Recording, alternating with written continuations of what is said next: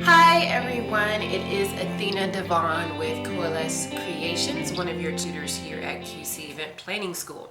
And I am here to tell you about all the wonderful details that you have to be in charge of and aware of on the day of a wedding as a professional wedding planner. So what I would like to do is first talk about what needs to happen before the day of the wedding in order to make the wedding day absolutely successful and running smoothly. So, in order to make sure that you have a very successful day of the wedding, there is one key thing that you really need to do, and that is to have a final details meeting. Now, whether you decide to have it 2 weeks before the wedding day or 30 days before the wedding day, for me, myself, I prefer 30 days. So it gives me time to make any adjustments or changes I need to make that we find out during the final detail meeting. What is the final detail meeting? In brief, it's basically where you get your bride and your groom, sit down with them and go over the design plan that you've created if you're the designer for the event. You get with them and discuss all the payments that they've already made and the balances that are still already due, as well as who you're going to be giving tips to or love offerings to with your vendors on the day of the wedding. You're also going to want to discuss what their expectations are for the day of the wedding. You can be planning this wedding for 18 months and still not really know what they're expecting on the day of. So you want to hear from them what their expectations are for the flow of the wedding. And then you reiterate to them exactly what you can do and how things are going to flow and go. At this point, you want to have your timeline already done, and you want to review it with them so they know exactly what's going to be going on throughout the day, so they know when they need to get their hair and makeup done, or when they need to get their suits on, when the florist is going to arrive so that the flowers are there for when the photographer arrives, all those things. If they see it in writing, it takes away the overwhelming feeling that they're going to have about all the things that they're not aware of that happen on the day of the wedding. So that, in brief, is the key that you need to have, is a final detail meeting with the couple. And then you want to make sure you have final communications with all the involving vendors, sending them a copy of the timeline as well, so they know their part in the role of the wedding day. So that is how you have a successful wedding day. Timeline. Okay, this is the major tool that you need on the day of a wedding. It encompasses everything that you will be responsible for and all those around you, meaning your vendors, on the day of a wedding.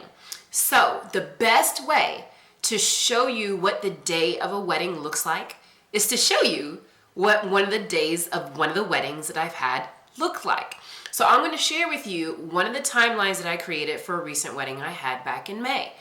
But before I show you the timeline, I kind of want to give you a quick glimpse on what the wedding timeline consists of. So a wedding timeline is going to consist of all of the vendors that will be involved in the wedding on the day of the wedding. It's going to consist of all the time schedules on when activities are supposed to happen. It's going to consist of all the responsibilities and duties of yourself, your staff, the bride and the groom, and all of the vendors. This is what a timeline is. It's one form sheet of paper. It could be one page, it could be 2 pages. You can have a digital version of it. Anyhow, it is the one thing everyone that's involved in the wedding should have. When you have your final details meeting, as we just discussed, your bride and groom will have it, the bridal party will have it, and all the vendors will have it. This is how you are successful, because everyone gets on the same page. If you create a wedding timeline and you keep it to yourself, I guarantee there's going to be some problems, because the vendors could have their own idea of a timeline.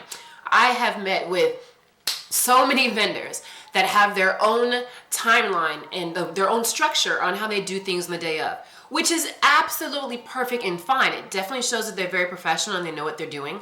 But you still have to create a timeline that's for your clients, that your vendor is working with. So you've got to combine their timeline with your timeline into one final timeline so everyone is on the same page. So, are you ready to see a wedding day timeline?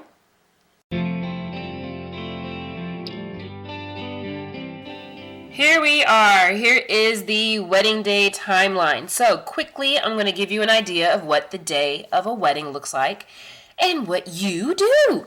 So to begin a timeline, like I was saying, the basic elements, you want to have your contact information. So I've got my email address, my website, my phone number, the client's names, their wedding date, how many guests that they have, the location. If there's 2 locations, make sure you separate ceremony and reception with the 2 separate addresses, okay? I've got my company and the staff that I have involved. I'll explain in just a moment why these 2 are in blue. So this is so everyone knows who is on my staff that they can talk to if there's any issues on the day of the wedding. Okay, so we've got the wedding day timeline. And as you'll see as we turn the page, everything here is, like I said, the components of the time, the schedule of everything, the vendor involved, and the action that they're responsible for. So you'll see that time and schedules are always in bold. The vendor is always right here next to the time. They are color-coded. Now, the reason I do color coding is to make this extremely simple because so many people get their hands on this timeline. They need to be able to understand it. So, by color coding, it allows that particular vendor to see what parts are where they are active. So, I have a vendor in red. I have a vendor in yellow. I have a vendor in green. And I have a vendor in orange as well as in blue. So what this does is it gives them their action on what they're going to be doing. So I've got the vendor in red. When I contact them to give them the copy of the timeline, I let them know what their color is. So all she has to do is jump to the areas that show her in red. Easy, right? That lets her know exactly what she's doing. The vendor that's in yellow, I tell them their color is in yellow. It tells them exactly what they're doing. My staff members know that they are in blue, so they know exactly what they're doing. So again, this just makes the entire timeline easier to color code. Okay? So again, reiterate the basics of a timeline.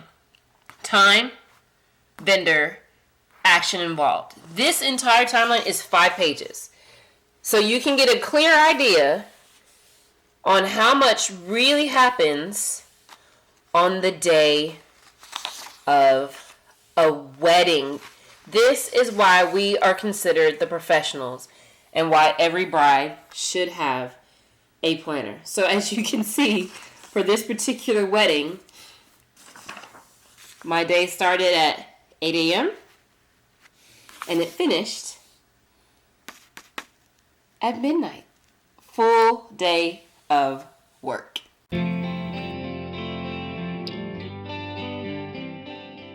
Now you know what a day in the life of a wedding planner on a wedding day looks like. Just keep it organized, detailed, highlight and color code. Those are your saviors when it comes to the day of a wedding. So, are you ready to be a wedding planner?